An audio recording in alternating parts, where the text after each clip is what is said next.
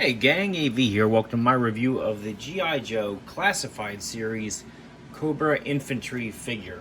Here he is out of the packaging. As you can see, he is a boxed figure with a window so that you could normally see all of his accessories there inside the box. He's got some original artwork right here on the right hand side, which continues onto the right hand side of the box itself. On the top of the box, you've got the Cobra symbol, as well as the number 24, because he's the 24th figure in the series.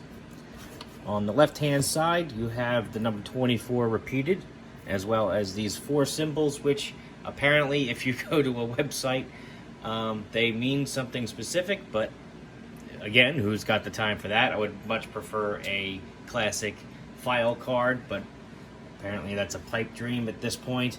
On the back, we have the typical poster style shot with most of the G.I. Joe characters and vehicles and whatnot. There's some legal stuff there at the bottom, some more legal stuff at the bottom of the box, and that's all I gotta say about the box. Here is the figure himself, and before we have a closer look at him, we're gonna do the size comparison now, just to get it out of the way. Let me get him a little closer to the camera. I have 3 different examples of the Cobra Trooper, or Cobra Infantry as the classified figure is called. This is the classic O-ring version. This is the Dollar General version that we're all used to seeing in my reviews. I use him for size comparison all the time, and he's being difficult. He doesn't want to stand. Come on now, stand. Stand.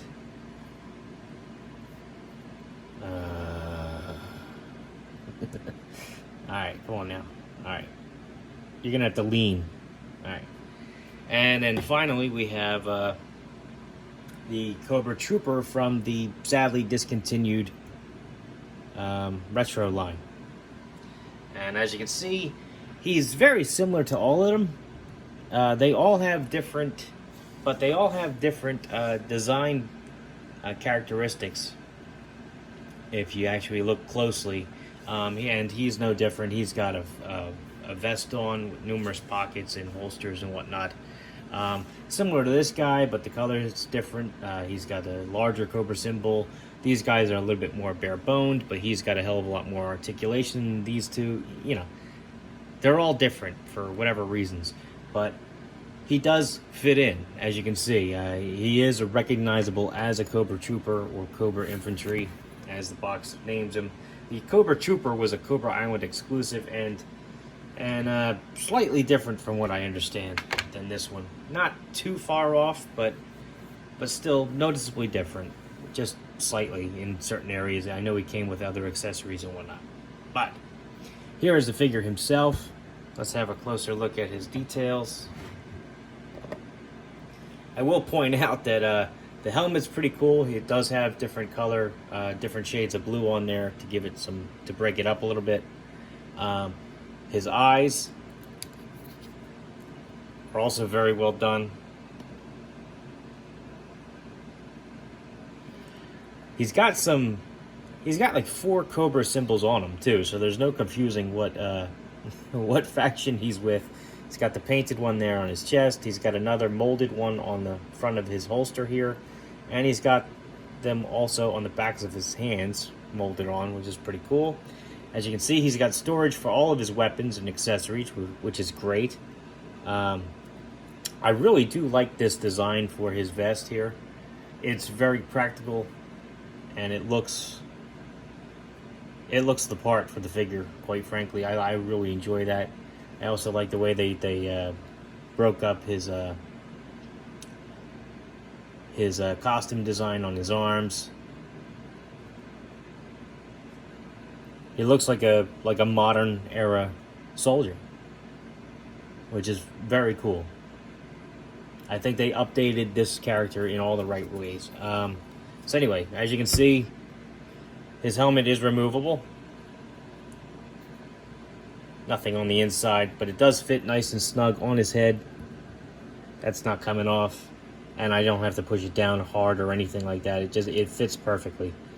His head also has some great texture detail on there as well. He's got this removable knife, which is unpainted, but has some decent molded detail on there. This does fit nicely in his hand. He can hold that quite securely, actually, which is nice to see. He's got two identical pistols, one on the front and the one on the back.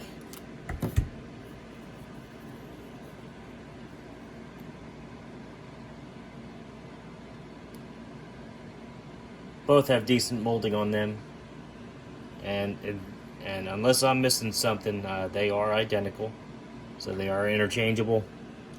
These also fit nicely in his hand, and yes, his finger does go through the trigger guard, no problems. And last but not least, he's got this rifle here, which does peg in to any one of the 3 holes on his back, so you can customize his loadout however you wish. This also fits nicely in the figure's hand, since I've got the figure in my hands already. Come on now.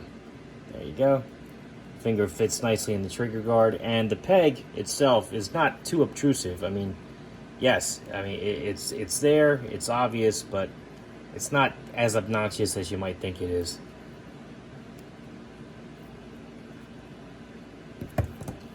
Nice molded detail on this.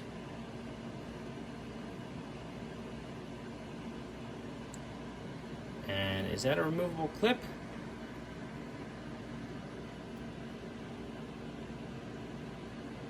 I don't think so, but let me double check.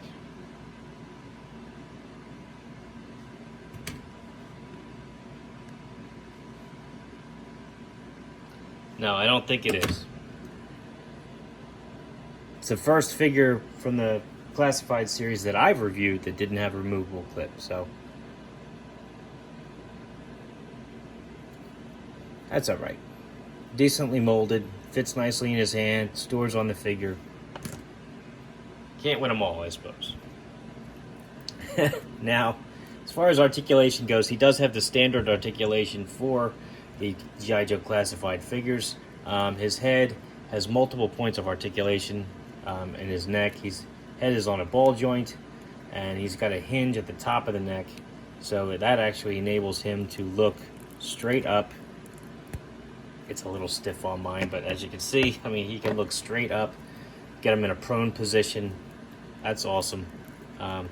He can look down, put his chin right to his chest, and that's because he's also got a ball joint at the bottom of the neck as well. So it's multi-hinged.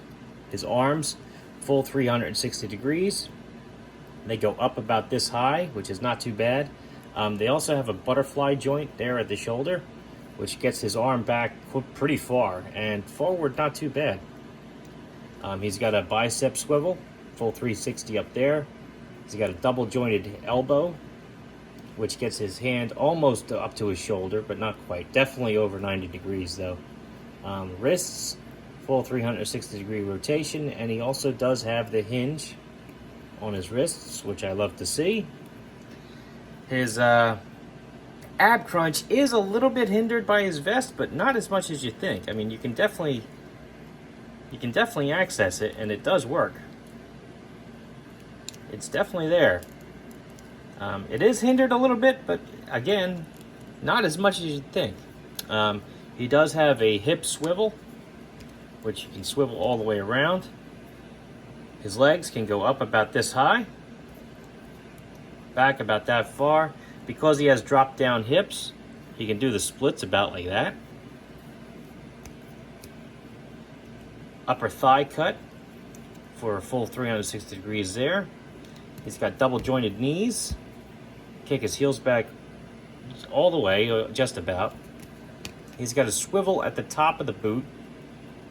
And spin that all the way around. Point his toes down due to a hinge. Point his toes up. And he's also got the rocker joint there. Excellent articulation on this guy. All in all, I think this is a great figure. One of my favorites in the line so far. I mean, I've got no complaints with him at all. I love his design. All of his accessories fit and work properly and store on the figure. He's a great army builder. I know I bought a couple of these when they came out. Great figure overall. That being said, if you're looking for any, you might want to check out the Plastic Underworld website, which is where I get a lot of my figures. You can check them out in the video description down below. I have a link to their website. Also, be sure to check out my eBay page and my Whatnot account, as well as my social media accounts, just so you can keep up to date with what's going on my channel and anything I may have for sale, because sometimes the stuff I review I end up selling, so keep an eye out for that. Also, if you like this video, of course, please check out my channel, where you'll find a whole bunch of other toy reviews and comic book content. If you like what you see there, then please like, share, subscribe, comment, and I look forward to seeing you in the next video. Okay, gang? Take care.